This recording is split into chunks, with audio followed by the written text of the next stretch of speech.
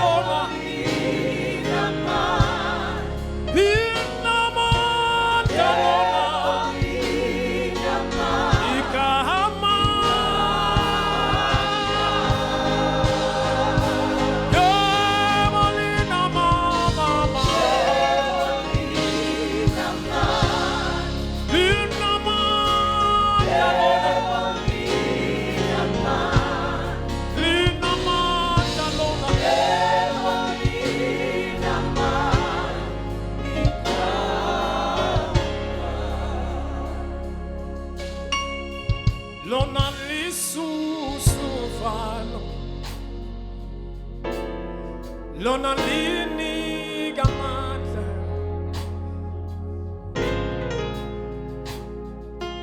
yebo linamandla kama,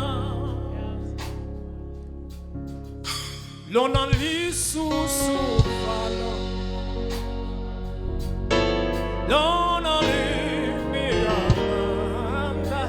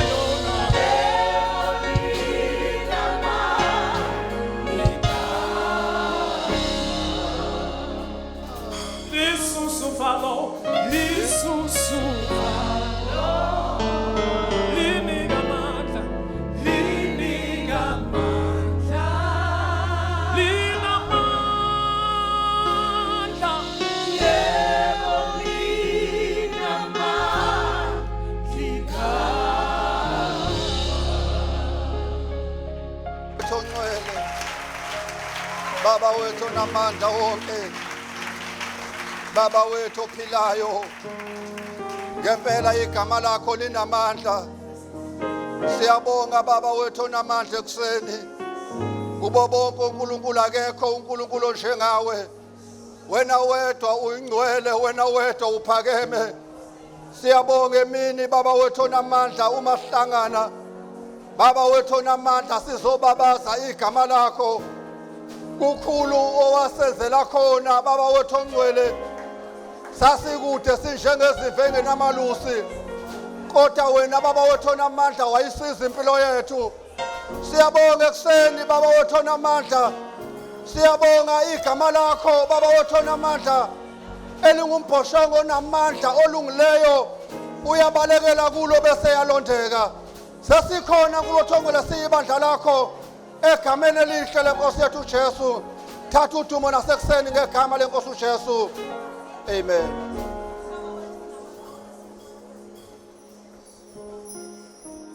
Hallelujah. Hallelujah. Hallelujah. Siyambonga bazalwane uNkulunkulu ekseni ngegama lenkosi uJesu. Sesikhona ekseni sizomkhonza, sizomdumisa nasekuseni ngegama lenkosi uJesu. Sibonga uNkulunkulu ukuthembeka kwakhe. Uhambe nathi kwaze kwabalana ngegama lenkosi uJesu. Sibonga ukuhlonishwa ngabazali ngepulpit yabo ukuthi sizomalana kube khona esizokudlulisa ebandleni kaBaba uNkulunkulu. Kuumusa kaNkulunkulu ngihlale ngisho njalo ukuthi njalo masimelana simanga ngoba singcono noma mhlawumbe kukhona esingakusho okungcono kunokwenu, kodwa umusa kaNkulunkulu yiwona osithatha usibekelana. Udumo lonke lusefanele ubuyele kuNkulunkulu ngoba akekho umuntu ongama ethi ume ngomngcono bakhe. Simela ngenxa kaJesu nangomusa wakhe ngegama lenkosi uJesu. Sizoqala ke bazalwane sibonga uNkulunkulu ngokuthi sikhuleke ngomkhuba wala ekhaya omuhle ukuthi siye sikhulekele izwe lakithi, sikhulekele isizwe, sikhulekele konke okwenzakala emhlabeni ngaphambi ukuthi siqhubeke ngegama lenkosi uJesu. uNkulunkulu wethu uthembekile, imithandazo yethu yonke sikhulekelayo siyayibona kukhona into ezenzakalayo ngegama lenkosi uJesu. Sihlale simtshela uSathane nezingilosi zakhe ukuthi ezilonke ibandla sela emhlabeni eyakhe intando ayisoze yenzeka kuyokwenzeka intando kaNkulunkulu. Nakuba kuba khona ngabangathi kwenzakalile sibe nje kuukushaya isithende thina suke sishaya ikhanda lakhe egameni lika Jesu waseNazarethe. Sizocela ke ubhuti wethu omdala umfundisi wethu uJobe eze ngaphambili ezokhulekela izwe lethu nakho konke okukhona, abese phinda futhi akhulekele nabazali bethu besahambile beyominister lapha bayominister khona eSwazini ngegama lenkosi uJesu, ukuthi uNkulunkulu aphinde abathwale, aphinde enze imangaliso ngabo, uNkulunkulu abambathe ngamandla amakhulu. So sizothatha leli thuba sidedele kuyena umfowethu eze ngaphambili ezokhuleka ngegama lenkosi yethu uJesu. Amen. Baba, egameni lika Jesu waseNazaretha singayivula nethi imlomo bazalwane sikhuleke sonke in the name of Jesus. Siyathandaza moya ingcwele siza nganhliziyonye njengebandla lakho Baba namandla uthe uthanda bonke abantu bakhulekelwe ngoba lokhu kuhle kuwe. Siyakhuleka Baba ingcwele, sikhulekela izwe lakithi South Africa. uNkulunkulu namandla sikhulekela ukuthula Baba ingcwele upon our nation ngegama lika Jesu. Baba namandla siyakhuleka njengabantwana bakho, thoma abantu bama babizwa ngegama lami bethandaza bezithoba Baba namandla beshiya bonke ububi babo. Mina Jehova ngiyokuzwa ngisezulwini ngithathele izono zabo ngiphilise izwe labo Baba namandla. We pray Baba ingcwele egameni lika Jesu for your power over our nation in the name of Jesus. Baba namandla, influence even political spheres ngegama lika Jesu waseNazaretha. Baba namandla siyabonga ukuthi Baba ingcwele your name, your banner is lifted up in our nation ngegama lika Jesu. Siyachitha siyahlakaza amacebo esitha against our country ngegama lika Jesu. Siyabonga uNkulunkulu namandla ukuthi wena unengcinga ezinhle ngeSouth Africa, your plan to prosper our nation ngegama lika Jesu. We pray Father for souls to be won in the name of Jesus ngegama lika Jesu waseNazaretha. Let your glory spread all over South Africa in the name of Jesus. ngegama lika Jesu uNkulunkulu onamandla siyabonga baba oyingcwele ukuthi intombi nezinsizwa abadala abancane babona amandla bayafinyelela kuwe ngegama lika Jesu abasemagunyeni siyabakhulekela uNkulunkulu onamandla let them lead baba oyingcwele beholwa ukwesaba wena ngegama lika Jesu and the decisions which are being taken uNkulunkulu onamandla we pray for your intervention in the name of Jesus siyabonga uNkulunkulu onamandla that this country will stand baba onamandla ngenxa yokuthi khona ibandla baba onamandla eliphakamisa igama lakho elithi impela uNkulunkulu esimkhonzayo unguJehova ongalalonga zeli imini nobusuku londoloza baba onamandla abangcwele siyabonga that this country is sanctified because of the church liyangcweliswa baba onamandla lelizwe ngegama lika Jesu waseNazaretha siphakamisa izandla baba onamandla egameni lika Jesu we stand on the gap for the nation of South Africa uNkulunkulu onamandla ulaka lwakho lungehleli baba ongcwele kulelizwe khumbula iziprofeto zakho osikhulumile ngeSouth Africa ngegama lika Jesu let those prophecies come to pass in the name of Jesus arise O Jehovah let your enemies be scattered egameni lika Jesu waseNazaretha baba onamandla ubugebengu obudlangile siyabuthulisa ngegama lika Jesu waseNazaretha uNkulunkulu onamandla we speak in power we speak with authority in the name of Jesus you said in your word whatever you bind on earth is bound in heaven in the name of Jesus sinikeza udumo uNkulunkulu onamandla we speak the blood of Jesus we speak the blood of Jesus let your will be done let your will be done in South Africa we pray Father for young people in this nation we pray Father baba onamandla for the economy to shoot up in the name of Jesus open doors Lord of creativity in the name of Jesus new businesses are being born new innovative ideas ngegama lika Jesu Nazaretha siyabonga uNkulunkulu onamandla ukuthi South Africa ayikhuli kuphela economically politically even spiritually ngegama lika Jesu you are raising Russia's leaders in the name of Jesus ngegama lika Jesu thatha udumo kaNkulunkulu onamandla lidunyiswe we even pray Father because prayer knows no distance baba onamandla for the door that you have opened for our parents we cover them with your glory in the name of Jesus besaswazini uNkulunkulu onamandla we pray that Father you do exploit egameni lika Jesu waseNazaretha uNkulunkulu onamandla siyabonga ukuthi baba ongcwele ibandla eliseswazini their lives will never be the same again egameni lika Jesu uthela kunyathela khona amathonya lethu lo ndawo sesidlile siyabonga ukuthi abahambi bodwa kepha bahamba namazulu egameni lika Jesu waseNazaretha babona amandla baphodla umlilo abagulayo bayaphila in the name of Jesus abangazana bayasindiswa egameni lika Jesu the name that is above all other names we call the name of victory, the name of power, the name of salvation, the name of Jesus. Urabashatalabashika untalabaseketelebeshika uNkulunkulu onamandla we even pray baba ingcwele for their physical health for longevity baba onamandla noma sebebuya babiyele ngomlilo no weapon formed against them that shall be able to prosper siyathandaza egameni lika Jesu we say it is done we say it is done we say it is done we say it is done ibandla let's make a joyful noise in Jesus' name. Jesus. Hallelujah. Hallelujah. Asiphinde sishaye izandla kakhulu bazalwane sishayela uNkulunkulu ngegama lika Jesu. Sishaye izandla kakhulu sishayela uNkulunkulu egameni lika Jesu. Sizishaye izandla kakhulu bazalwane sishayela uNkulunkulu egameni lika Jesu. Simshayela uNkulunkulu izandla unqobile ngegama lika Jesu.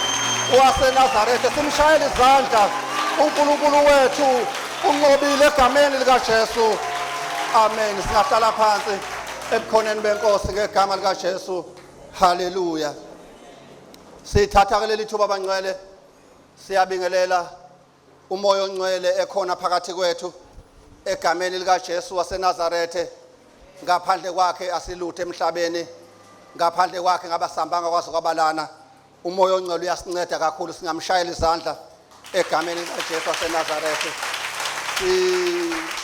kubeke sibingelele abazali bethu bengekho phakathi kwethu besaminister lapha abaminister khona ngegama lenkosi uJesu sinabo ngakho konke ngegama likaJesu singacela sibashayele izandla sishayele uNkulunkulu ngabo egameni likaJesu waseNazaretha siqhubeka sibingelele umphathi ohlelo abashayi bogubhu kanye nabahlabeleli ngegama likaJesu waseNazaretha sibashayele izandla egameni likaJesu waseNazaretha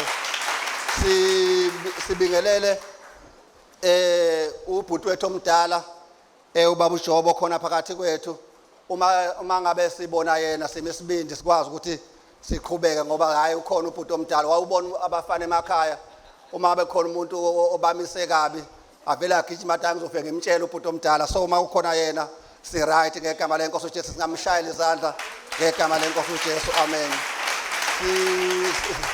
sibingelela ubuholi bebandla abaholi bala ebandleni benza umsebenzi omkhulu kanye nabo bonke nje ama-ushers mkhulu umsebenzi abawenzayo lana sibona nje kunje kucocekile yonke into ihamba kahle la ekhaya yingoba khona lobu buholi obubamba ilada likababa umpostoli benomama umpostoli bekwazi ukuthi bame baqhubeke ngenxa ukuthi kukhona lobu buholi obukhona phakathi kwethu ngiyacela sishayele uNkulunkulu izandla ngabo ngegama lenkosi uJesu amen siyathanda ke bazalwane ngiphinde ngibingelele isithando sami uMama Ndebele ngegama lenkosi uJesu ngimisibindi nje ngenxa yakhe amen egameni lenkosi uJesu siyambonga uNkulunkulu sesihlalile impela iminyaka nesimningana sinaye engisekelile ngendlela emangasayo engizama ngegama lenkosi amen so siyambonga kakhulu uNkulunkulu ngaye ngiyacela shayela uNkulunkulu izandla ngaye ngegama lenkosi uJesu amen bangcwele siyambonga uNkulunkulu njengoba ngeke ngasho ukuthi nje ukuzoma kule pulpit usekuumusa kaNkulunkulu yingakho ngingahlupheki ke mina ngoba ngiyazi ukuthi akunasimanga enginaso ile pulpit enesimanga nabantu abamakuyo ngegama lenkosi so mangifika lana angenzi lutho oluningi vele ngicashe ngaphansi kogcobo lwabo bese kuba yikho ke ukuthi konke ngokukhulumayo ngiyazi ukuthi ngicashile ngaphansi kogcobo lwezinto engisifundiswe la ekhaya amen ningayithathi kancane bazalwane izinto esizithola la ekhaya ziyamangalisa haleluya futhi sisenze sure ukuthi siyayithatha siyisebenzise ungacabanga ukuthi njengoba uyithola la ekhaya mhlawumbe ziyatholakala la kwenye indawo mina ngakutshela nje ukuthi hayi ayitholakali yonke indawo zitholakala la ekhaya ngegama lenkosi mina ngifike la ekhaya eminyakeni emihlanu edlule bese kunesikhathi eside ngisindisiwe kodwa kunezinto eziningi ezifike zabhalansisa insindiso yami sengifikile la ekhaya zangikhulisa ngakwazi ukubhalansa haleluya ngangilo umzalwane nje wathi hayi mawuvuthe emoyeni kuphelele ngingazi ukuthi impilo iyabhalansa haleluya iyabhalansa physically spiritually ibhalansa even na financial yonke into kumele ibalance ngakufunda la ekhaya ngakubona futhi kwaqala kwenzeka ngegama lenkosi uJesu ngafunda ukuthi la ekhaya uyayikhuluma into ize yenzeke haleluya ngafunda ukuthi umntwana kaNkuluNkulu unelungelo elithi alilingane noNkulunkulu ukuthi akhulume izinto zenzeke ngempela akhulume izinto zenzeke njengoba uDavid wabhala lapha kumahubo 8 verse 4 no verse 5 ukuthi ube yini umuntu kuba umnakekele kangaka nokuthi umuntu ube mindful ngaye ngamazwi ube yini umuntu ube semcabangweni kaNkulunkulu ngalendlela ngafunda ukuthi ngempela uNkulunkulu usenze saba semcabangweni wakhe ngaphezulu kweinto zonke ngabuka ukuthi ngempela indlela asinakekele ngakhona uNkulunkulu siyadlula ingelosi ngoba ziningi ingelosi ezonile phambi kaNkulunkulu zamshiya ezinye zona kwaze kwaliwa kwavadlaseka umhlaba nkathi bezixoshwe ezulwini ezayilandela uLucifer uSathane konakala emhlabeni kodwa nje uNkulunkulu azange ayihluphe ukuthi hayi angilandele ingelosi ngifuna ukuyisindisa kodwa mhlazane kwa umuntu wakhathazeka ubaba wahlupheka wafuna ukuzosilanda ngegama lenkosi uJesu so ke bazalwane indlela esibaleke ngayo ubalulekile ngalendlela ongeke uyiqonde njengoba ubaba umpostoli uhlala esho nje ukuthi uNkulunkulu usithanda ngothando oludlula inzondo kaSathane uqinisile usathane ungacabanga ukuthi yakuzonda akafikeleli indlela uNkulunkulu akuthanda ngayo. So siyathandwa abangcwele sila ngenxa yothando kaNkulunkulu futhi uNkulunkulu usafuna ukudala into ezinkulu ngathi. So nje uNkulunkulu asenza ngomfaniso wakhe waqala wadala. Haleluya. Wakhuluma kwenzeka. Uma ufunda uGenesis umfunda amavesi lawo oqala nje ko verse 1 uqhubeka nawo kuningi lapho uNkulunkulu elithi ilizwi lenkosi wathi uma sefika verse 31 waseyabona. So kuyacaca ukuthi into izuyibone ikhulume kaningi uyikhuluma uyilandelele egcineni uzogcina uyibonile. Ungalindi uzuyibone ungayiboni nje badeshe nje umphathi ohlelo ukuthi ungalindi kuze bengazathi mhlawumbe uyayiphatha imali zikhuluma ungaziboni zize ifike ngoba wena uyadala. Haleluya. Uma uqhubeka nezwi lenkosi, haleluya, uma uqhubeka nezwi lenkosi ufunda lizwi lenkosi wanethi uNkulunkulu wadala wasethi konke kuhle wase yayithesta lento yakho ukuthi ngempela iyasebenzani. Wadala nomuntu ngomfaniso wakhe wamphefumulela umphefumulo wakhe waseyaphila. Wasethi uNkulunkulu ake ngitheste ngempela lento engiyenzile engithi ifana nami ngempela iyafana yini nami. Wathatha zonke izilwane wazisa kuAdam. uAdam wayiqamba. Haleluya. Kuze kube namhlanje asikho isilwane kwathi hayi uAdam asiqambanga kahle akushintsha igama laso. Nasi isilwane sathi igama laso lesi elisinikeze uAdam. Haleluya. So siyadala abazalwane, zidalela izulu lakho, zidalela lento oyifunayo ikhona kuwe. Haleluya. Ungalindeli imthandazo. Haleluya. Ungalindeli nabazana bazokuthandazisa kuze kwenzeke lento ofuna yenzeke. Uyubone nje mawuthi asikuthandazise, sikuthandazisa manje. Haleluya. Sithi maqeda ukuthandazisa manje sesiyaqhubeka nama programs ethu. Kodwa umuntu ofanele aqhubeka ayikhulume leyo nto uwena uze uyibone. Haleluya. Ngoba sesedlulile thina. uNkulunkulu wethu ulindele ukuthi udale. Haleluya. Njengoba uma ukhumbula kahle izinto ababuNkulunkulu uJesu mayihamba nabafundi bakhe ehamba nabo ebona umkhiwane omuhle onamaqaba ngamahle lithi izwi lenkosi wawubuka wabona hayi khona into engahle ngiyithole lapha. Uma engasayifici lithi izwi lenkosi wakhuluma kuwo wathi angabe kusadla umuntu wakhuluma nomkhiwane wathi yiwumkhiwane engabe kusadla umuntu kuwe kuze kube phakade. Badlula uma sebobuya ngakusasa oPetro bathi babona umkhiwane ushile kusuka esiqinisano noma kusuka eimpandeni zawo kuze kuyophumela ngaphandle ngoba uNkulunkulu uma ekhuluma into iyenzeka. Haleluya. So ke uNkulunkulu usebeyambuza ke abafundi babathi Jesu wenze kanjani ukuthi ukhulume nomkhiwane kwenzeke exactly lento oyishoyo. Uthi uJesu yibani nokukholwa okufana nokaNkulunkulu. Haleluya. So bazalwana ukukholwa kwethu uNkulunkulu ulindele ukuthi sibe nokukholwa okufana naye. Sinakho konke ayikho into esingenayo. Haleluya. uNkulunkulu futhi yonke lento esicabanga ukuthi sinengxaki nayo akanayo ingxaki uNkulunkulu ngayo. Haleluya. Uyabona nje ukugula kwakho uNkulunkulu akomxakile. Into nje ewubala kuyena leyo ayisindisa manje ngegama lenkosi uJesu akhuluma esiqinisayo. Haleluya. Na ulekelele uyikhulume leyo nto uphile ngoba ukuphila kwakho kwahlelwa 2022 years ago. Lithi lenkosi uJesu wathatha ukuphila kwethu. Lithi lenkosi wathatha zonke izifo wayibethela esiphambanweni. Namhlanje siyaphila ngento eyenziwa uJesu. Haleluya. So ke bazalwane ngoba sikhona lana singasabi konke sinakho ngegama lenkosi uJesu okwethu simbukele ngokukholwa lokhu uNkulunkulu asekwenzile. Haleluya. Uma ufunda uMathewu 9 uma ufunda uqhubeka naye lithi lenkosi ebaletha kuye lo wayesohlakeni efuhla ngothi uJesu wamphilisa. Baqhubeka kwezimpumputhe uJesu wayiphilisa. Kwaqhubeka kweza ababengezwa uJesu wabaphilisa. Kwathi nowesifazane owayenomopho uJesu wamphilisa. Bonke lababeza kuyena ngokukholwa uJesu wabaphilisa. Haleluya.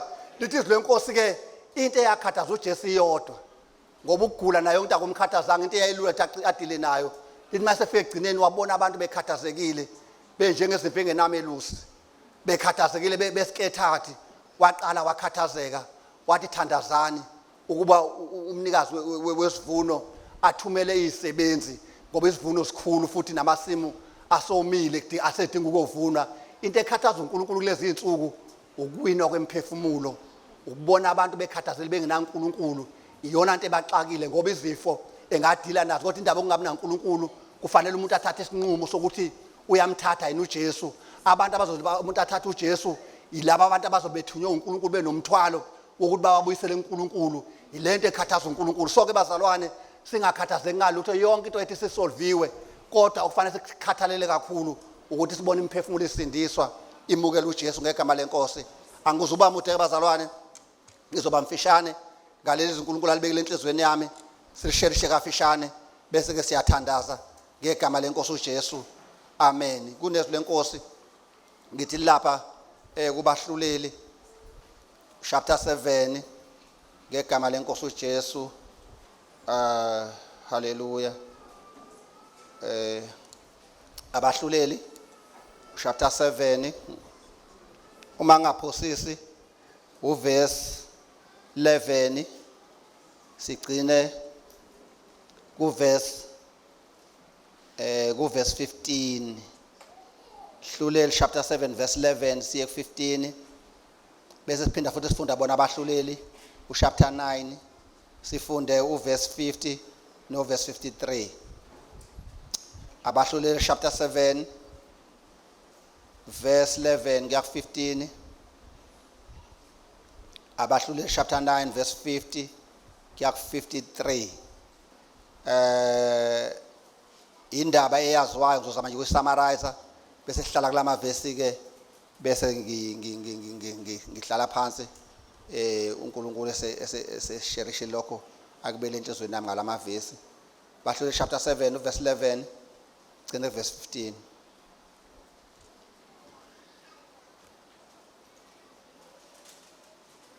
Ukhona ongangifunda? Amen. Uzakuzwa ukuthi bathini, andukuba kuqiniswe izandla zakho ukuba wehlele kamu. Khona wehla nophura udili lwakhe emaphethelweni abahlomuleyo abasekamu. AbakwaMidiyani nama-Amaleki nabo bonke abasempumalanga bahlala esigodini njengesikhonyane ngobuningi. Amakamela abo ayengenakubalwa, angangesihlabathi esasogwini lolwandle ngobuningi. Lapho efika uGidiyoni, bheka, umuntu wayelandisa umngani wakhe iphupho wathi, ngaphupha iphupho, bheka, iqabelengwane lesinkwa sebhali ligincike kamu lakwaMidiyani. Lafika etendeni, lalishaya laze lawa, laligumbuqela, labhadalala. Umngane wakhe waphendula wathi, lokhu akulutho ngaphandle kwenkemba kaGidiyoni indodana kaJowashi, umuntu waka-Israyeli. uNkulunkulu unikele esandleni sakhe uMidiyani nempi yonke. Kwathi uGidiyoni ekuzwa ukulandwa kwephupho nokuchaza kwalo, wakhuleka, wabuyela ekamela kwa-Israyeli wathi, vukani ngokuba uJehova unikele esandleni senu impi yakwaMidiyani. Elithandaza bona. Baba, izwi lakho liphilile impela, uNkulunkulu onamandla, lilungele ukuqondisa, uNkulunkulu wethu ongcwele, ukududuza nokuphakamisa, ukusimamisa egameni likaJesu Kristu waseNazaretha. Sebenza ngalo uNkulunkulu onamandla wethu, uNkulunkulu onamandla wonke egameni likaJesu. Sebenza impilo yethu emini yantambama, uNkulunkulu wethu ongcwele, sikunika ilungelo eliphelele egameni elihle lomfowethu uJesu Kristu. Amen. Amen. Hallelujah. Bangcwele enhlizweni yami kusathiwa ngizoma la ngisherishe nebandla izigaba uNkulunkulu. Kuye nje kwavuka le ndaba kaGidiyoni enhlizweni yami. uNkulunkulu wayibeka ngendlela emangalisayo ukuthi njengoba sikhona la endlini kaBaba uNkulunkulu, uThixo uyasithanda futhi usilindele sibe ngabanqobi impilo yethu yonke. Hallelujah. Ngake ngakusherisha ngelinye ilanga ukuthi uma ke nje wamukela uJesu, indaba yakho yokuya ezulwini ayibisaphinde lixoxe, into sekuyidone deal. Hallelujah. Ngoba uJesu mawumamukela uyakushintshela imvelo yokona ube ukulunga. Hallelujah. Njengoba nje bephethe uhlelo la ukuthi ulungile, usathana ngisho usengazamani manje akusophinde kushintshe ukuthi wena ungumntwana kaNkulunkulu. Ngaze ngasho ngathi umoya ongcwele ngesikhathi umukela uJesu uyayithatha impilo yakho ayisile ayivalele. Hallelujah. Bese uyoyifihla noJesu kweza samazulwini indawo. Hallelujah. Yiyo lento eyididi sitha sakho sithi sikuxaka ngapha sithi sikuhlasela ngalana kodwa unathola ukuthi awuphili lana uphinde futhi uphile kwezasemazulwini uhlale esho kompostoli ukuthi sithi silana sibe sisekhaya haleluya impilo yethu iphile endaweni eziningi so ke njengoba sikhona ke bazalwane uNkulunkulu wasenzela konke lokho so singabantwana bakaNkulunkulu siyodwa into sekudilwa nawo manje sekudilwa nengqondo yethu haleluya njengoba sizela esontweni noma sizela enkonzweni sizoguqula nje ingqondo yethu ukuthi ibe in line nalokho kushiwo uNkulunkulu haleluya angasho uNkulunkulu okunye thina sisho okunye haleluya angakhuluma enye into uNkulunkulu ngathi thina sisho enye into ngathi kodwa kumele sikhulume into eyodwa sivumelane noNkulunkulu lokho esikushoyo noNkulunkulu lokho akusho uNkulunkulu kube lokho nathi esikushoyo haleluya yona into sesizoyilungisa lana ukuthi ngisho ukukhuluma kwethu asikhulume njengoNkulunkulu ngegama leNkosi uJesu so ke lapha sibuka ke bazalwane nangilomzalwane ubhekene nempi haleluya ehlasela isizwe sikaNkulunkulu ehlasela uIsrayeli emelene noIsrayeli kodwa lo mzalwane simthola lana naye unakho kwesaba haleluya ngoba nje impilo yomuntu iba nayo leyo ngcenyana yokwesaba nokungabaza haleluya kodwa kumele indaba ungabaza ihambe kufike lapho igcina khona haleluya indaba ungabaza uNkulunkulu wethu kufanele igcine engqondweni haleluya kungehleli enhlizweni haleluya ukumngabaza uNkulunkulu ngenzeka kube khona into ezingabasayo ngoba ziba khona ikhadi ingakho ethi uJesu mayekhuluma nabafundi bakhe ethi ningamngabazi uNkulunkulu ezinhlizweni zenu haleluya kuyacala mayithi ningamngabazi uNkulunkulu ezinhlizweni zenu noma emoyeni wenu uchaza ukuthi kungenzeka uNkulunkulu umngabaze ngesimo sokubhekene naso sikufake ekhonini kodwa leyo nto ayigcine isengqondweni ungazi uyidedela iyohlala enhlizweni haleluya ngoma ke bayidedela yahlala enhlizweni yilapho sewuyikhuluma angithi lithi lenkosi umuntu ukhuluma njengokuchichima kwenhliziyo yakhe once wadedela into ungabaza yadedela yayohlala enhlizweni yakho na kanjani uyathanda uthandi usuzoyikhuluma leyo nto once wayikhuluma usuwenza lento ahlale ethi umahlaba singayenzi lana ungayifaki isignature yakho entweni ekhulunywa uSathane haleluya ungayivumeli ayikho isignature yakho ke uyifanga ukuthi uyikhulume leyo nto haleluya uthi kuGideon nawo besaba lana usethi ke uNkulunkulu mayezonqoba lempi ayibhekene nayo haleluya uGideon ubhekene nesimo sokuthi kumele anqoba amaMidiyani uyezwa lapha ngenhla ukuthi indlela ayemaningi ngakhona ayengangehlabathi zolwandle haleluya kusho ukuthi ngamanye amazwi uGideon wayebhekene nempi enkulu ongabonakala ukuthi angayinqoba kanjani kodwa uNkulunkulu uthema embingelela ngakulala amashapha adlule wathi Gideon qhawe linamandla haleluya ngamanye amazwi njengoba uyibukela phansi uyibona ngazathi uyisehluleki uNkulunkulu ukubona njengeqhawe haleluya so wasehamba naye uGideon wayihlela ke impu naye uGideon wazama ukumesha izinamba zokuthi naye babe nabantu abaningi azoyilwa ngabo lempi wathi uNkulunkulu cha lempi labantu baningi kakhulu ohamba nabo kuzogcina ngasabonakala uNkulunkulu nawe uzogcina ubona ngazathi unqobe ngamandla akho ayiphunguke lempi haleluya tshela bonke laba besabayo abayizwela besaba ukuthi hayi abaphindele emakhaya lithi lenkosi kwaba izinkulungwane ezu22 2000 bathi hayi siyesaba thina baphindele emuva haleluya kwasala aba u10000 wathi uNkulunkulu hayi nalabo basebaningi ake sehle sishone emfuleni siyobona ukuthi sibahlunga kanjani uma kufika emfuleni uthi ke laba bazothi babefika emfuleni balale ngezisu phansi baphuza amanzi ubabeke eceleni kuthi laba abazowachapha amanzi njengokuchapha kwenja nabo babeke eceleni bese kuzobe sengiyakutshela ukuthi yenze njani kuthiwa laba abafike babamba izihlangu zabo ngezandla bachapha amanzi ngezandla baba u300 kwase kuthi bonke laba aba u9000 9700 kwathana babaphindele emuva ngoba uNkulunkulu akafuni ukumnqoba kube ngazathi unqotshele wena uyakwazi ukuyinqobela impi yena haleluya so ke noGideon kwabonakala ukuthi hayi lempi abhekene nayo hayi ngempela sekuyaphela ngempela ukuyithemba manje abantu abawu300 ihlabathi zolwandle abhekene nazo lapha ezantsi abanye bathi babefana nesikhonyana uyasazi isikhonyana uma sihlasela indawo kuba mnyama yonke indawo abantu ababengabaleki ayebhekane nabo haleluya kwabonakala ukuthi maseya lapha sekufanele kuye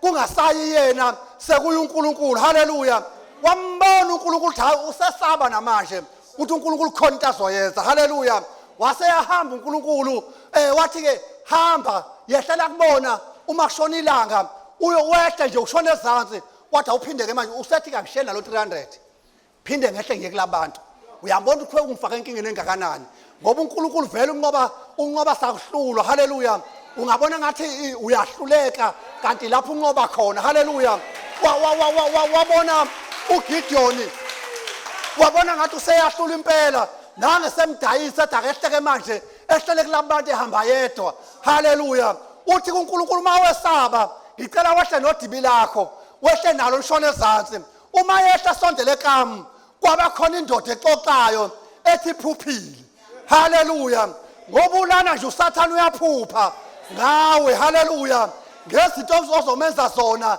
nangezinto ozomnqoba ngazo ngoba ucabanga nje ukuthi uSathane wena wesaba yena uSathane wesaba wena haleluya njengoba ulana uyakwesaba haleluya uma ke wavuka ngisho ebusuku embhedeni wakho uthe wavuka lona haleluya ngoba uyakwesaba lithi le Nkosi yaphupha indoda yathi ngibone iqebenge lengwana lesikwana siphephuka haleluya saqonde ekamula lamamidiyani lafela liqebengwana lesikwana lawashaya lalichaya ikamula lagumbuqela labheka phansi haleluya yasethi ingcazo hayi ilula leyo nto kuchaza ukuthi uGideon njengoba simbuke ngazathi uyiqebelengwana nje lesikwana uzosigumbuqelisa lempe esibhekane nayo haleluya ungayibukeli phansi ungayibukeli njengesahluleki ungayithathi ngazathi wehlulekile ngoba uNkulunkulu engathatha leyo nto encane lokho kukholwa kokubona ngazathi kuncane awisi izinto ezinkulu ngakho lo Gideon kwakwabonakala ukuthi akazi waqunga isibindi akazi ohletshelwa ukuthi ungakanani ongakuyena kunesezweni haleluya ngoba uNkulunkulu esimkhonza abangcwele mukhulu kunosezweni haleluya uNkulunkulu esimkhonzayo uyakwazi uguqula izimo obungazathi ungayihlehlisa kanjani izintaba ongazathi zimphambi kwakho uzozenze njani izimo obhekene nazo khuluma phezukwazo uNkulunkulu uzoyibhekisa phansi ngegama leNkosi uJesu wena kumele nje uNkulunkulu umkholwe haleluya wakhuphula ukukholwa kaGideon la wabuye esethi hayi sukumani sesibanqobile ngegama leNkosi uJesu ngoba uma ke wathola umlayezo kaNkulunkulu uma ke wathola izigaba uNkulunkulu likuthola izimo zikimise kabi ungenathemba liqunga isibindi likwenza ukwathi ukuthi uzoma uma izimo ebengavumelani nawe uma ibingekho into namhlanje ezothi bungakhonza uNkulunkulu kodwa ngenxa yokuthi sewuqunga isibindi haleluya enye into esesithi yizandla kaJehova sizoqunga isibindi haleluya sizoda kuphela indaba yakho la indaba yakho ayiphele esimene obhekene naso uNkulunkulu uzoqunga isibindi haleluya sithola uGideon lana esevuke senethemba athi hayi sengiyayinqoba impi ngoba uNkulunkulu useyinikele futhi akathathanga into enkulunkulu uma izenqoba ngizothi ungayibukeli phansi umkhulu kabi uNkulunkulu kukhulu azokwenza ngawe haleluya leso simo ubhekene naso lezo simo obathe uyathatha uyahlanganisa kungahlangani ngithi mina thatha leyo nto ihlanganisa noNkulunkulu uzoyibona into uNkulunkulu azokwenzela yona asike isimo uNkulunkulu esimahlulayo haleluya so siyakwazi ukukhuluma phezulu kwezimo ngenxa kaNkulunkulu uNkulunkulu wethu uthembekile uNkulunkulu wethu uyikho konke kuwumlando ke bazalwana okhwana nalencwadi ukuthi uGideon wanqoba kanjani amamidiyani kwaphela ngawo ngegama leNkosi uJesu uNkulunkulu mayezonqobela izimpi akathi nothi uzofukuze akathi nothi uzojuluke kakhulu okwakho ukuthi wena uthembele kuyena sondele kuye uzowabona amandla akhe ngicela sengala kubahluleli chapter 9 sifunda uverse 50 sigcine kuverse 53 nakhona ngizosummarize nje bese ngihlala phansi ngegama leNkosi uJesu kodwa nje kubalekile wena umnqobi ngaba kuthiwa singakanani simobhekene naso makuthiwa into zakhe ayihambi kahle ziqalile unyaka zakhulunywa iprofeto kuze kube manje ezinye into akwakayiboni zenzeka ngizothi mina kuyenzeka futhi ngizothi mina kwenzekalile ngizothi ukuthi nje kusashe empandeni kusasha lapho ungaboni khona ngoba vele sithanda ukuthi mabe into zethu sithandaza sithanda into iqale kuma-symptom noma iqale kule nto esisibonayo bese sibona imithandazo izakele cha imithandazo ivele iqonde kuyimpande lapho kusuka khona inkinga yakho. Haleluya. Khuluma wena ngesikhathi ukhuluma uNkulunkulu uzoqonda enkingeni yakho empandeni yayo ayigumbuqelisa ayibhekise phansi njengekamu lamamidiyani. Haleluya. Leyo nkinga ebhekene nayo ngizothi mina ikamu lamamidiyani lizobheka phansi ngoba wena ukholwa uNkulunkulu ngoba uNkulunkulu wethu uthembekile akayisusi nje phezulu uma ezoyiwisa uyisusa lapho esuka khona uyisusa empandeni yayo lapho ebethelwe khona lapho okwakhulunywa khona kwathiwa wena ngeke usaphumelela kodwa uNkulunkulu uzokhuluma empandeni yenkinga yakho lapho kwathiwa khona hayi ngosibandane siqedile asimbone bawutho bavala abantu bavala yonke indawo kodwa uNkulunkulu ekhuluma ngaye uzofika kuleyo mpande afika ayithatha ayibhekise phansi ayishisa ibune ngoba uNkulunkulu uyadila ney'nkinga zakho noma leke kuthiwa bezingakanani. uNkulunkulu esimkhonzayo asikho isimo esimehlulayo nalena yakhe akamehluli. Haleluya. Uma ngabe kukhona inkinga obhekane nayo bekumele utshele yona uthi lalela inkinga obhekene nawe uNkulunkulu engimkhonzayo wanqoba usathane ngoJesu entabeni yaseKalvari wamnqoba libalele wamhlutha izihlutulelo zokufa neziHayidesi ngakho ukufa kusenalungelo phezu kwempilo yami neHayidesi asenalungelo phezu kwempilo yami nokuhlupheka ney'nkinga nokuxakeka akusenalungelo phezu kwempilo yami ngoba uNkulunkulu wakwenza konke. So sizokhuluma ngoNkulunkulu onjalo, uNkulunkulu osinqobelayo. Haleluya. uNkulunkulu angadingi amandla ethu. Haleluya. Ongadingi kusebenza kwethu uze kubonakala ukuthi ziyenzeka. Haleluya. Sizavumelana esisha abazalwane esivumelane lapho singasenzi khona lutho uNkulunkulu uyena onza konke okwethu kwamukela. Haleluya. oDavide babephila isivumelwano sasinzima okwakumele benze ukuze banqobe kodwa uNkulunkulu manje sizevumelwano esilula lapho uNkulunkulu enza konke thina bese siyakholwa abeseyenza. Ngicela ungifundele verse 50. Jesus. uAbimeleki wayeseya eThibeshi wamisa malungana neThibeshi walithatha. Kepha phakathi komuzi wawukhona umbhoshongo oqinileyo. Babalekela khona bonke abesilisa nabesifazane. Nabo bonke abomuzi bazivalela phakathi. Benyukela ophahleni lombhoshongo. uAbimeleki wafika embhoshongweni wala nawo wasondela emnyango wombhoshongo ukuba awushise ngomlilo. Owesifazane othile waphosa imbokodo ekhanda lika-Abimeleki wachitha ikhanda lakhe. Haleluya. Haleluya. Sikhonza uNkulunkulu onjalo bazalwane. Ongasebenzisana noma yini ukunqoba uSathane. Haleluya. Ongasebenzisa abantu abadelelekile. Haleluya. Abangabizwa ngamagama. Haleluya. Lo wesifazane simthola la kabizwa nangegama kuthiwa kodwa wayekhona enqabeni. Haleluya. Ngizothi mina sihlaleni la enqabeni ngoba la enqabeni kukhona ukunqoba kwethu. La enqabeni kukhona izinto zethu uNkulunkulu azenzela zona. Noma isitha sakho singeza ngathi sesingena eminyango ubona sesiyawushisa nalomuzi nale ndawo ubucanga ucashe kuyona. Haleluya. Ngizothi mina hlala enqabeni. Haleluya. Lithi izwi lenkosi uma sifunda kwenye indawo lithi umbhoshongo igama likaJehova lumbhoshongo namandla olungileyo uyabalela kulona bese yalondeka. Lithi izwi lenkosi uAbimeleki wayesebhubhisile waseshaya abantu abaningi wayeseqedile ngabantu abaningi bahlula kodwa wayeza kwathiwa usezofika lapho kunombhoshongo khona onamandla babaleka. Haleluya. Lithi abesifazane nabesilisa babaleka bangena kulombhoshongo bakhuphukela kuwona. Haleluya. Kwaba khona lo wesifazane. Haleluya. Owahosha imbokodo. Haleluya. Wahosha imbokodo uthema ethatha imbokodo waseyayidedela. Haleluya. Ngizothi ungayithathi kancane leyo nto onayo. Haleluya.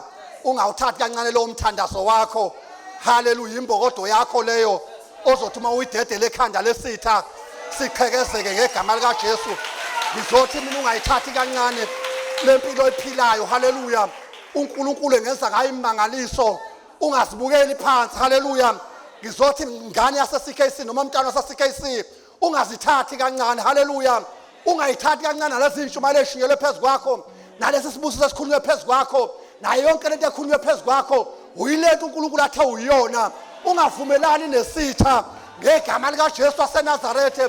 uNkulunkulu uyilento akutshele ukuthi uyona ungavumi noma ususibona siphambi kwakho sengathi sizoqeda ngawe ususibona ukuthi siyangena ususibona ukuthi singenisile sizoshisa kwasani khuphukela emposhongweni onamandla khuphukela emposhongweni onamandla khona uNkulunkulu azokwenzela yona khona uNkulunkulu akwenzele yona futhi khona into asazokwenzela yona ziningi into asezenzile haleluya miningi umonakalo wezile embusweni wesitha haleluya ukhona sazokwenzela khona lithi bamnqoba uAbimeleki wanqotshwa ngomuntu wesifazane owathatha imbokodo wayidedela sinegama likaJehova elingumphosongo onamandla uma zifika izinto zesimelana nathi sibalekele egameni elingumphosongo onamandla bese siyalondela ngakho kasesabi haleluya uphuma sibhekane nesitha ngoba sinegama haleluya okuyilona esinqobayo thina kasilwa salwi kakhulu kasisajuluki kakhulu haleluya ukhona wasijulukela haleluya into zethu sezilula haleluya ngoba khona wasenza kwabalula kwakunzima uJesu ethandaza ensimini yaseGetsemane lithi lenkosi wazajuluka izithukuthuku zegazi ngoba ejulukela ukuthi ezolanda thina haleluya ezofuna ukuthi thina besilahlekileyo ezofuna nokusindiswa okulahlekileyo wathwala kanzima haleluya washaywa haleluya waxetshulwa haleluya lakobhoza igazi waze wahlatshwa amanxeba ayisihlanu wahlatshwa nasohlangothini haleluya kwaphuma igazi namanzi kwasindiswa thina haleluya baye babuza abantu siyeyibuze nezinye izinkolo uthi kwalula kangaka kumaKristu uma bethi bayezulwini bavele nje bamele lapha bavume ngomlomo sebesezulwini yonke into yabayalula kangaka ingoba khona wathwala kanzima ukhona wasithwalela kanzima khona wenza ubunzima ukuze singabe sisabuza umzima thina samukele sesikwenzelwe njengoba silana simukele sesikwenzelwe uma sikhuluma ngokunqoba vele sekwenziwa singabanqobi haleluya sisuka kunqobeni singene kunqobeni sizindlala ifa zezulu uNkulunkulu sakwenza konke haleluya senzelwe inceba bazalwane haleluya singasabi haleluya ngakuthiwa ngokukezeka uSathane ukushayela esithendeni akaqedanga wena ushaya ikhanda njengalowo wesifazane owadedela imbokodo ekhanda uyaqeda ngesitha ngegama lenkosi uJesu ayikho into ezoma phambi kwakho ekhaya ayikho into ezoma phambi kwakho kubantwana bakho ayikho into ezoma phambi kwakho eyimene obhekane nazo akukho into ezoma phambi kwakho ngoba wena ungumnqobi ngegama lenkosi uJesu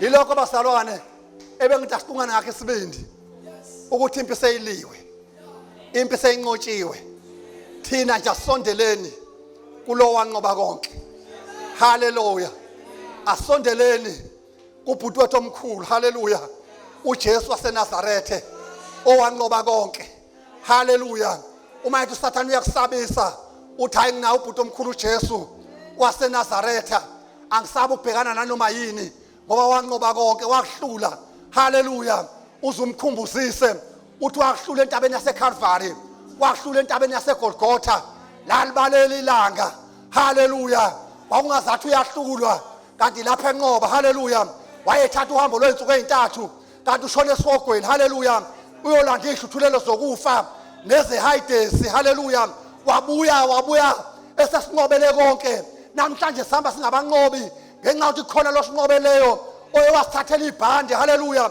wasithathela ibhande lokunqoba kwacelebrate thina ngenxa yamandla asenzela wona silandela indoda eyanqoba abazalwane ngakho ayikho into ezosinqoba haleluya angikhathalekile ukuthi leso simo bhekene naso sinjani akhathalekile uthi leyo nto uSathane useyiplana isikhathi esingakanani mingaki iminyaka ibeke phambi kwakho iyawa ngegama likaJesu waseNazarethe siyayiwisa egameni likaJesu waseNazarethe ngoba linamandla uma sike sabiza leli gama khona into eyenzakala emkhathini masike sabiza leli gama kukhona imhlangano ebehleliwe haleluya uSathane ubehlela ngo12 ebusuku nezisebenzi zakhe ekuhlelela nakulolu suku uthi uzoyimisa kanzima kanjani impilo yakho kodwa uma ubiza leli gama uhlakazeka yonke leyo mhlangano abeyihlakazile yonke into yonakale ngoba ubiza igama elinamandla. So sizosho njalo bazalwane, singabanqobi ekseni ngegama lenkosi uJesu.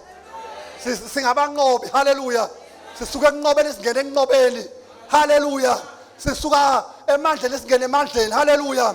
Sisuka empumelelo singene empumelelweni ngenxa kaJesu. Ayikho iminyango engama phambi kwethu, akukho mgoqo engama phambi kwethu ngenxa yokuthi silandela uJesu osenzele konke.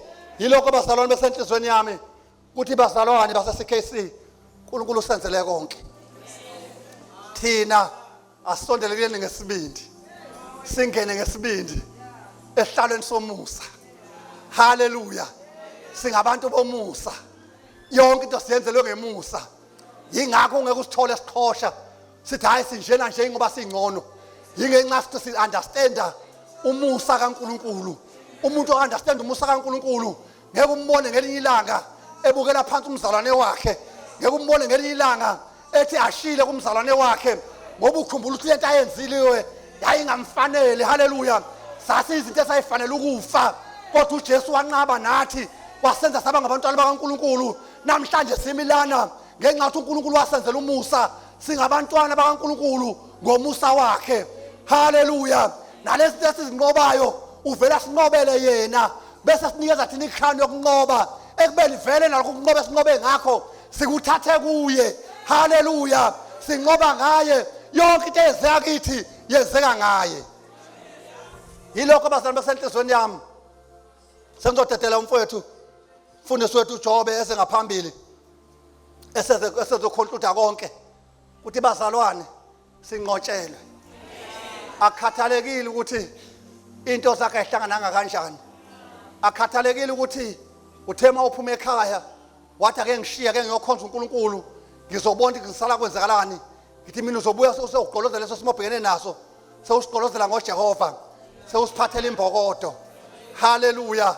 Sewuzoshaya ikhanda leso simo obubhekene naso, ngoba mkhulu ongakuthina kunayo osezweni, mkhulu owasenzela konke kunayo osezweni.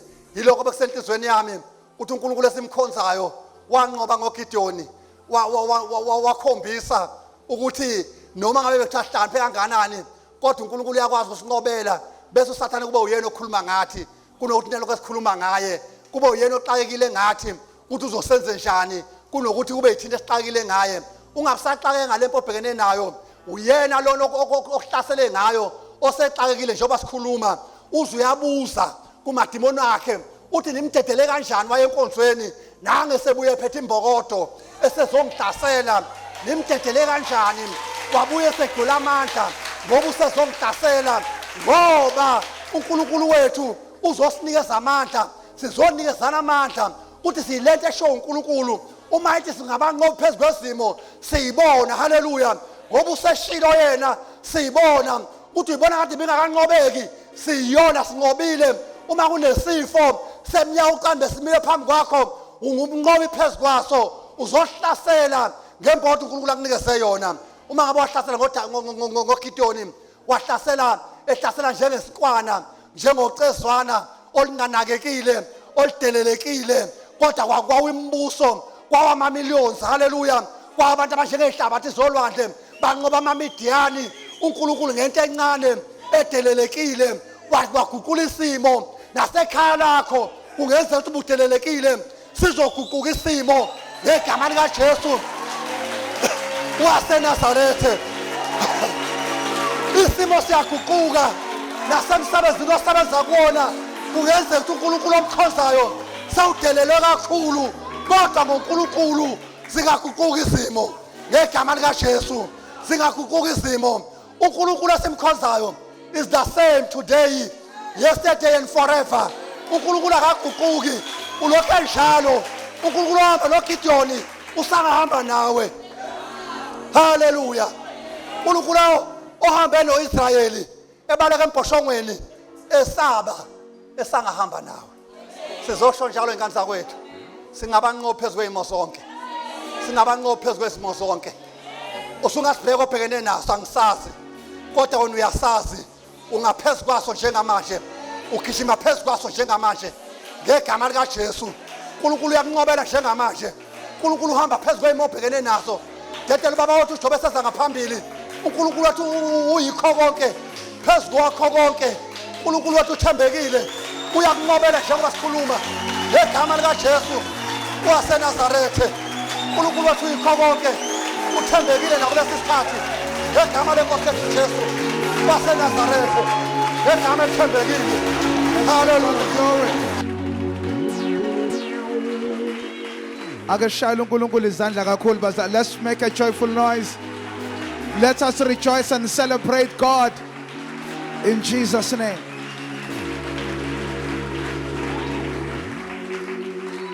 As isigoduka sesithandaza uthi uNkulunkulu ngoba Ndebele singashintshi isimo sakho.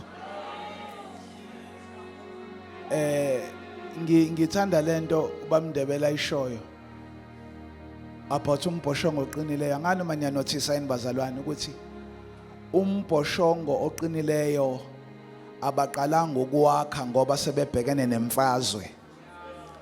Akuvukanga i-circumstance base baya responda bazama ukwakha umbhoshongo. Umbhoshongo waba khona ku peaceful, ku quiet. uJesu uba khona empilweni yakho engazi izinto isihamba kahle nje. Abanye besayiphuzela utshwala kodwa ukhona, abanye besagroova i8 ingaka discover emzimbeni kodwa ukhona nje. Abathakathe engazi basasina bayibethela kodwa ukhona. The day kuvuka isitha umbhoshongo okade unganakekile kwase kwabonakala importance yawo. Bangcwele siuhlobo labantu abanobudlelwane nombhoshongo. Whether sihamba ngama-Mercedes noma sinama degrees nga3 but siuhlobo lwabantu abanombhoshongo. Uma usathane sehlasela uhlasela abantu abacovered. Lithi iBhayibheli, he who dwells in the secret place. Into engiyithanda ubazalwane abazange babalekele inyangeni, abazange babalekele emasosheni kodwa babalekela embhoshongweni. Bangena besifazane nabesilisa ngoba uJesu akasiyo owamadoda kuphela, akasiyo awabesifazane kuphela. Abadala, abancane, abafundile, abangafundile, abanemali, abangenamali, bonke bayangena kuJesu. Bangena embhoshongo. Mase bengenile bazalwane kuthiwa abazange bahlale phansi kodwa banyukele ekamereni eliphezulu. Ngenkathi benyukele ekamereni eliphezulu isitha ekade sibabheka kanje asigcinanga ukuba sababheka kanje, saba ngaphansi kweenyawo zabo. Kwanikeza umama iposition yokuthi akwazi ukumtshifiza ikhanda. Usathana kade exstressa ekubangela idepression akalingani nawe ungaphansi kweenyawo zakho. Ngizothi namhlanje uma engazi ukuthi imeko yakho iba severe nawe yenyuka nyukela phezulu. Ngake ngabuka imovie Snake in the Plane. Yabona le pilots bayaphela abantu, yabona ukuthi yaphela.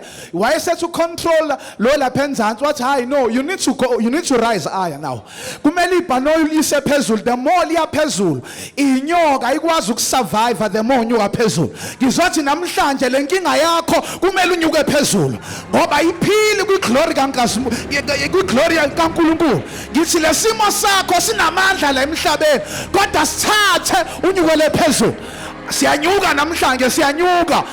The more sinyuka okade kusikhathaza la kuyaphelelwa amandla la phezulu. Tshela umakhelwane, I'm going higher now. As I go home, I'm going higher now. I'm going higher. Ngiyanyuka ngendumiso, ngiyanyuka ngomthandazo, ngiyanyuka by faith. Ngiyanyuka. Inkinga zikhona kodwa ngiyanyuka. Inama shakatala basika urabashanda relebe sheketelebes. Oh God, listen, Bible, our weapons, they are not carnal, but they are mighty in God through the pulling down. Amen. Bangwele, John Makana kune khala siphethe. Oh, lesikhala sebenza ungaphandle kombhoshongo kodwa ngena embhoshongweni bese uyanyuka. Amen bangcwele. Lento yakho ekade ingabonakala idelelekile sowuzayisebenzisa manje. You are about to crush the head of the devil. You are about to crush the head of poverty. You are about to crush the head of depression. Siyajumuza namhlanje, sijumuza ikhanda lomcholi, siyajumuza namhlanje ikhanda likaBmeleki siyalitshumuza. ikhanda lezifo siyalitshumuza, ikhanda lestress siyalitshumuza. Say I'm crushing it. Say I'm crushing it. Oh God, angifuni ubuyele ekhaya nale nkinga yakho, angifuni ubuyele emuva nale sifo sakho, angifuni ubuyele emuva nale problem yakho. We're gonna crush it. If when we saba, we have got faith to crush it. Uma lento sikujwayele wena ngeke isijwayele kabi thina. We've got power to crush it. What shall we say then? uNkulunkulu engakithi ubani ongamelana nathi? Ngiyabona uAbimeleki ikhanda lakhe liyaphansi, liyaphansi, liyaphansi, ikhanda leproblem liyaphansi, liyopha, liyopha, liyopha, liyopha, liyopha ngegama likaJesu, liyopha. Inama shakatana bashika. Say Jesus, crush it for me. Jesus, crush it for me. I don't want it to survive, but crush it until it is totally destroyed. Angifuni lento inyakaze. Abantu abashaya inyoka bayishaya nje emzimbeni kodwa abafuna ikhanda. Le nkinga yakhe asifuni ukuyishaya emsileni, sifuna ikhanda. Le nto ekuphathisa ne-stress sizoyishaya ikhanda namhlanje. Your head will be free from headache. Githi mina ingqondo yakho will be free from worries and depression. Sizoshaya ikhanda lale nkinga yakho, sizoshaya ikhanda lezikweletu, sizoshaya ikhanda leziqalekiso, sishaya ikhanda, siyayidedela imbokodo. One, get ready. Siyayidedela imbokodo. Amadimoni akade sineyibethela phezu kwabantwana bakho, phezu komshado wakho, phezu kwebhizinisi lakho. Get ready. Two, in the name of Jesus. Kunepandemonium emkhathini. Siyanyuka, we are above. Siyanyuka, we are above uAbimeleki. Ubesijaha uAbimeleki kodwa akazi ujaha abalungileyo, abanomboshongo, abanomboshongo, babalekela kuwo balondeke. Silondekile, akukho sikhali esilolelwe thina esiyokuphumelela. Iyana baba basaka, uraba baba baba basekete, utala baba baba baba sik. Glory, glory. We are crushing it. We are crushing it. We are crushing it. Get kamaliga chess. Get kamaliga chess. Leo Pikanda. Leo Pikanda. Leo Pikanda. Leo Pikanda. Okungenzeki kubantu kuye kuyenzeka. Okungenzeki kubantu kuye kuyenzeka. Izifo ziyaphila, iqalekiso ziyasuswa, iminyango iyavuleka ngegama likaJesu. You are free. You are free. uAbimeleki unqotshiwe, unqotshiwe, unqotshiwe, unqotshiwe, unqotshiwe. Yeah, yeah, yeah, yeah. Yatata pakasata, rapakasata la babashik.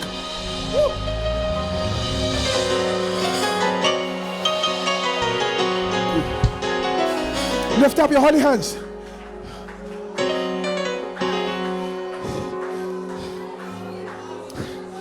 Izothi yavela Monday ngekhanda. Crush it. Uyabona ekulindile ngoWednesday emsebenzini. Crush it. Oh God. Lekulindile mawuphuma la enkonzweni as a form of bad news. Crush it. Okay. Mina ngidila nekhanda, wena kusiyodila nomzimba. Crush it. Ikhanda bazalwane, it speaks of power. Ikhanda, it speaks of leadership. Ikhanda speaks of authority. Ngithi mina amagunya obuthakathi ngiwashaya ekhanda ngegama likaJesu. ngithi mina amagunya cancer sugar diabetes ngiwashaya ekhanda ngegama lika Jesu. I crush it, I crush it, I crush it. I show no remorse, I show no mercy. Ngoba nayo lento ibingenayo umusa kuwe. Asidabukeli lento, sijifisa ikhanda, sijifisa ikhanda ngegama lika Jesu. Lento ehlupha abantwana bakho abenza babhema ihunga, si-crush ikhanda in the name of Jesus. Ngeke iphume iphila, ngeke isurvive. Awuthi ngegama lika Jesu, ngegama lika Jesu, ngegama lika Jesu, ngegama lika Jesu, ngegama lika Jesu, ngegama lika Jesu, ngegama lika Jesu, ngegama lika Jesu. Clap hands, clap hands, shout yes, yes, yes, yes. Say victory, say victory.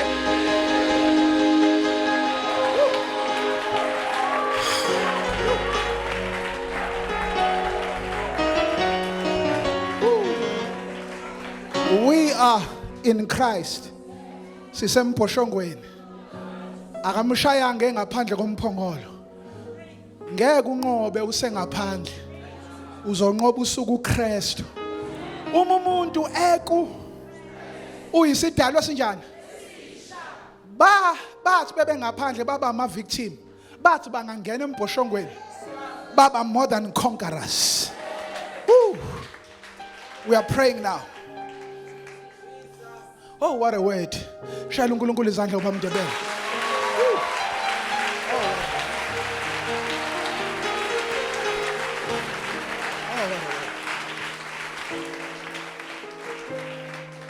uNkulunkulu is so gracious bazalwane. Ukhuluma get double victory. A victory that was given to Gideon. A victory that was given to a woman. Oh, wazi uNkulunkulu akekho bias, akahambi negender eyodwa. Okay. A victory that was given to Gideon as a man. But there are victories which are given to women. Oh God. Woo! He's a God of all genders. Oh God. Amen bangcwele. Oh yes. Inkemba zangasebenza emboshongweni. Kwasebenza irock. Kuthiwa uNkulunkulu watshela uGideon, kuthiwa Gideon, sengikunqobela ilimpi. Wangayikholwa intshumayelo kwiSunday service. Kodwa amadimoni akaMidian ayikholwa. Oh God. Njoba kushunyeliwe namhlanje, izikweletu zikholiwe lento. Isifo segazini sikholiwe lento. Kodwa wena uyikholwa lento.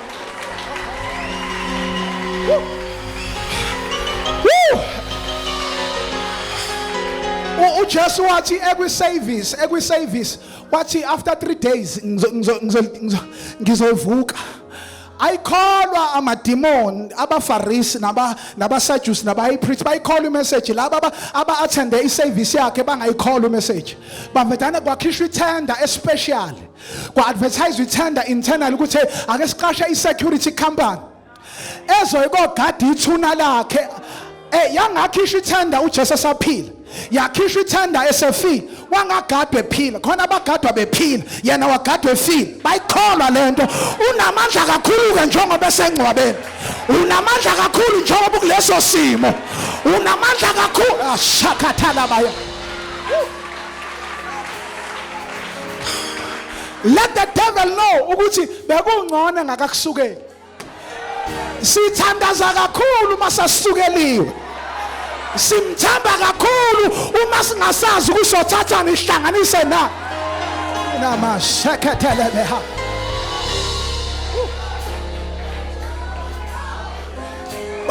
Hey, bahamba bayogada kwaphuma ithenda kwagadwa. Laba abamba noJesu babaleka, laba abangayingeneka bahamba bayogada. Namasosha lapha kaMidian axoxa imessage kaNkulunkulu. Sibona isinkwa sebhali siginqika, siqhamuka from above, which is a type of Christ. Njengemanehli vele ezulwini, no Gideon as a type of Christ. Bonakala isinkwa sehla siginqika. sazoshaya itende lama Midian. Oh God, kunezinto namhlanje esoyishaya sibuthakathaka, esoyishaya siginqika. Siginqika nje, that's a strategy of God. Siginqika nje sizoshaya itende. Whatever structures abemiso usathane abemile empilweni yakho namhlanje, nasi isinkwa sebhali siyaginqika. Nasi isinkwa sokuphila siuJesu sizoginqa amatende namhlanje ngegama lika Jesu. Kunama altars akade miso usathane against you, kodwa namhlanje yaginqika ngegama lika Jesu. Amamidiyane ayenza uIsrael ahlupheke abe poor, kodwa kwabonakala isinkwa sebhali sifika siginqika. Yes, babe baningi banjengezikhonyana, sathi isinkwa sebhali anginendaba noma niyikhonyana, kodwa ngiyafohla ngoba ngihamba noNkulunkulu ofohla. Ngiyambona uyafohla empilweni yakho simakade.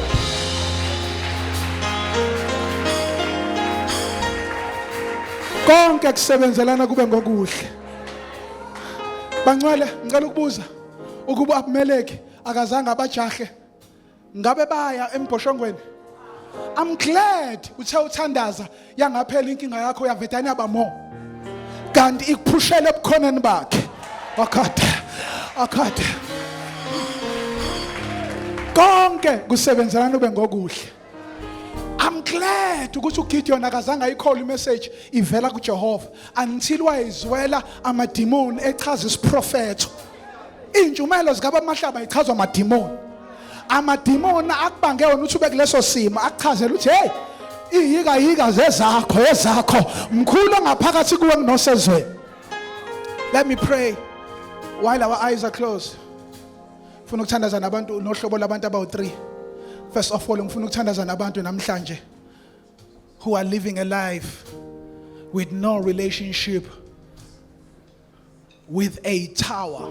The name of the Lord is a strong tower. There are many towers. Education is a tower. Wealth is a tower. But imali comes and goes. We are told education got iminyango ivaleke une masters. But le tower lemkhuluma ngayo, times may change, seasons may change, but he is the same yesterday, today and forever. Akanendaba ukuthi ukusiphi status ngokwempilo. Le tower ifinyelela kwabaphansi. Le tower ifinyelela kwabaphezulu. Le tower ifinyelela kwaba lonely. Le tower ifinyelela kubantu aba crushed and rejected. Le tower once wafika kuyona uba molded, ube comforted. Le tower ikutshele ukuthi wena ungubani kuyo itower. Ungabisayibheka ngokwesimo ovela kuso. That tower is Jesus Christ. He is a Prince of Peace.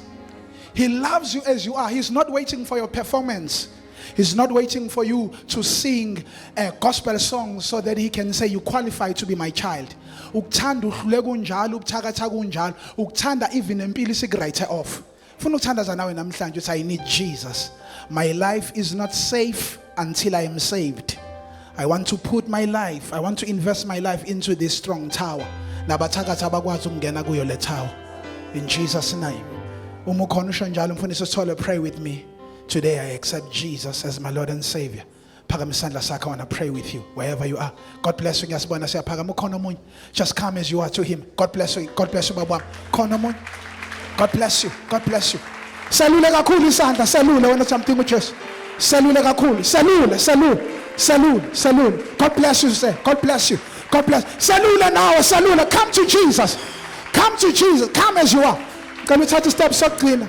Nami ngasiphakamisa ngelinye ilanga. Wasithi umfundisi oza ngaphambili uthi uJesu ngivuma phambi kwabantu, nami ngiyakumvuma phambi kwabantu. Ngicela usuke la ukhona. Namhlanje usathana umfakela amahloni. Usuke la ukhona uze ngaphambili. Sibashayele izandla. Come my brother, come. As you are, the Lord is with. Come, as you are, as you are, the Lord is with. Come. There is somebody who is still on the floor who needs to come forward. I'm going to be patient with you again. You need to come back to Jesus. Omunye wakwasindiswa kodwa washayeka. Akakubalela izono zakho nezolo lakho nama mistakes wakho. Ukuthanda unjalo. Come forward. Come as you are in the name of Jesus. As you are. As you are. The Lord is. Phakamisani izandla zenu bazalwane. Both of your hands, lift up your holy hands. Zombili izandla zombili. Phakamisele enkosini.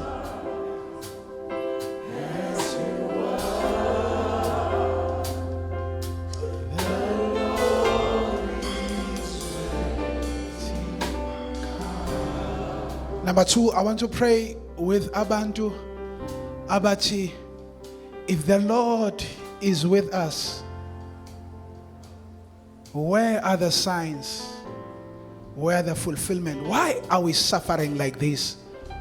Ugideon waqala wabuza umbuzo uthi uJehova nathi, why are we going through what you are going through?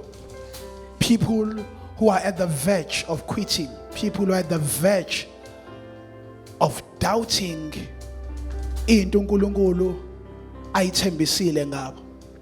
Namhlanje uNkulunkulu uzokunikeza a new identity, an assurance and affirmation that he is with you. And number 2, ngifuna ukuthandaza nabantu who know deep down in their hearts that they are destined for victory, but they've been living a defeated life. But today uNkulunkulu is turning that situation around. He's giving you victory on every area of your life. Be it academically, be it emotionally, spiritually, financially, even socially, in your family structure. God is giving you victory. Ngicela usuke lapho ungabisayibuka ngokwesimo kuso, uzibuke as a victorious man or woman and walking in victory. You will experience victory in your life in the name of Jesus. Just come forward. Victory over sicknesses and disease. Victory over shame and rejection. You've been living a defeated life. Uyazi ukuthi umuntu wempumelelo kodwa impumelelo ingazi ukuthi iyakubalekela. God is giving you victory in the name of Jesus. Cela laba bokuqala basondela laba bayinikela just bathi ukusondela kancane ukuze sivule space in the name of Jesus. Thank you, Holy Ghost. Cela sibalekelele njengebandla siqale sikhuleke nalabo abayinikele enkosini. Ibandla lilulela izandla kubo, laba la ngaphambili baphakamisa izandla basho lamazi emva kwami. Nkosi uJesu, ngilizwile izwi lakho. Ngithatha isinqumo namhlanje sokubalekela embhoshongweni onguKristu. Uthe ezweni lakho umuntu ekuKristu uyisidalwa esisha, okwakudala kudlulile, bheka sekuvela okusha. Ngiyabonga namhlanje ukuthi impilo yami ilondoloziwe, igciniwe kuKristu, ngumntwana kaNkulunkulu, ngizelwe kabusha. Igama lami lisencwadini yamagama okuphila. In Jesus' name. Father, we thank you for these souls. We pray for them, Lord, in the name of Jesus. Siyabonga uthe ngokuphendwa kwesona esodwa ingelosi ebukhoneni bakho ziyathokoza ngenhloko enkulu ngegama lika Jesu. We bless you, Father, in Jesus' name. Bagcina ubalondoloze azabuye uKristu Jesu. Amen. Ngicela ke silandela ama-ushers bazalwane nangu sesiningi ngapha. As I'm pointing this direction, sibashayela izandla bazalwane, sibashayela izandla kakhulu.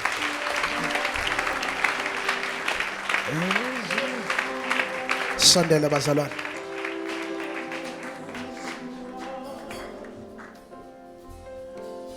The Lord is waiting. Now umufile ukuthi you want to be laid hands upon, you can come forward, because we're gonna, as worship team is singing, we're gonna lay hands in the name of Jesus. Whatever that you are trusting God for, believing God for, in the name of Jesus. Phakamisa izandla zethu.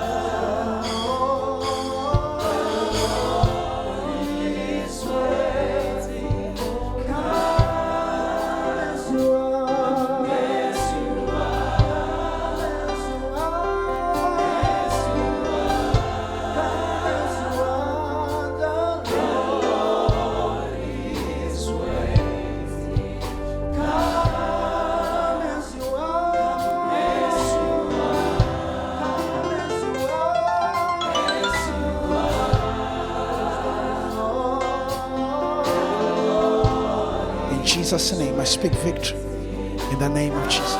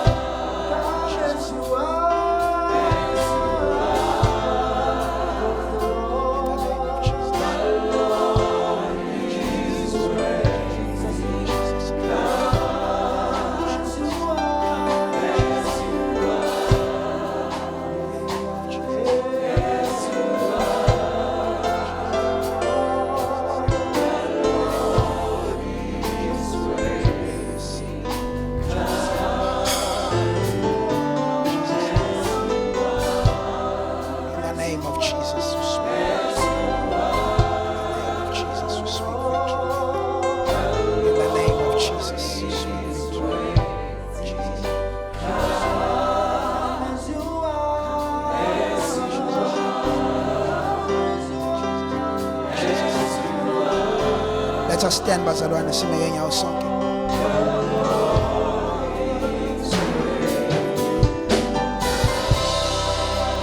Let's give the Lord a hands of praise. Shayela uNkulunkulu izandla kakhulu.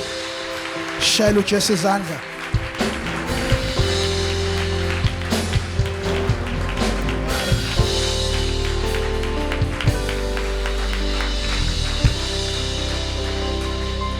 Ubaba uNdosa sondela. Siphakamise izandla bazalwane as we live. Ugcobo lwaleli altar lube phezu kwakho. Lokuvulela iminyango. uNkulunkulu okhonza ubaba noma mahlaba. Akulwele, aphebeze, aphakamise imindeni yenu. Alethe ukuthula emakhaya yenu. I pronounce and I declare blessing over your finances. Naglabe ngasi career yabo stagnant, I move, I declare progress, I declare acceleration. You are released from any chains which are holding you back. In the name of Jesus. As we are wrapping up your service, God is unwrapping your blessing in the name of Jesus. In the mighty name of Jesus. Ngalesi sikhathi kusasa ayifiki indaba ezinhle phezu kwakho. In the name of Jesus. Thank you, Father. We declare. Inhliziyo yakho eqaqambayo ayithole ukuthula okudlula ukuqonda konke njengamanje. Makuchichime kuvame ukuthokoza kaJehova enhlizweni yakho. uJehova makahole zonke inyathelo zakho uphuma ungena mawubusiseke. Ayivula iminyango ebivalwa abantu akuphakamise uJehova. Akade sebethatha inqumo engeyishintsha uJehova akashintshe inqumo that will favor you in the name of Jesus. You are blessed, you are highly favored. Umusa kaJehova uphezulu kwakho. uJehova usekunqobela uhamba phambi kwakho njengomlilo oqothulayo uhlela indlela emagwembugwembu ngegama lika Jesu. uJehova ongalalongazeli uyakulondoloza wena nendlu yakho ngegama lika Jesu waseNazaretha. imizimba yenu igcwele umlilo wasezulwini, akho sikhali esilolweni esokuphumelela. I cover every transportation that you use, be it a private transport, it is covered by the glory of God. Public transport is covered by the glory of God. Egameni lika Jesu waseNazaretha, wena nendlu yakho ubusekile, wena nendlu yakho uJehova umkhethile ngegama lika Jesu waseNazaretha. wonke amazwi akhulunyiwe kule ndawo makagcwaliseke phezu kwempilo yakho egameni lika Jesu waseNazaretha. Siyamukela ngokukholwa in Jesus name. Mawukholwa shaya izandla kakhulu in the name of Jesus.